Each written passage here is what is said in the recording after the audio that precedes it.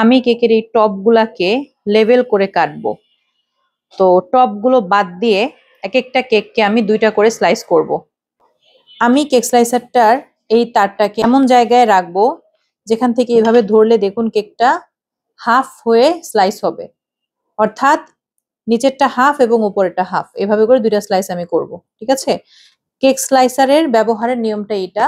এখানে অনেকগুলো ছোট ছোট ছোট ছোট ঘর ঘরের মতো থাকে, আপনার যেখানে দরকার দিয়ে তারপর আপনার কেক স্লাইস করে নেবেন। ঠিক আছে, তো এটা দিয়ে কেকটাকে স্লাইস করব।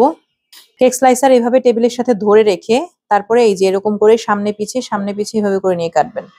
ঠিক আছে, কেক স্লাইসার ধরে টান দেওয়া যাবে না, এভাবে সামনে পিছিয়ে করতে করতে করতে করতে সুন্দর করে কেক কেটে যাবে ইনশাল্লাহ।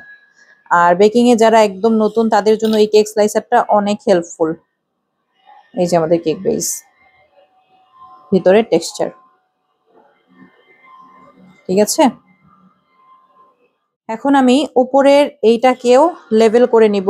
আমি এখানে কেক স্লাইসার রেখেছি যেখানে ছিল,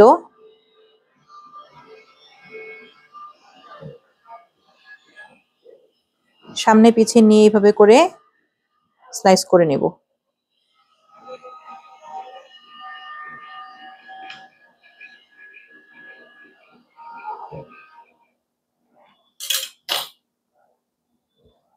এতটুকু রয়ে যাচ্ছে, এই যে।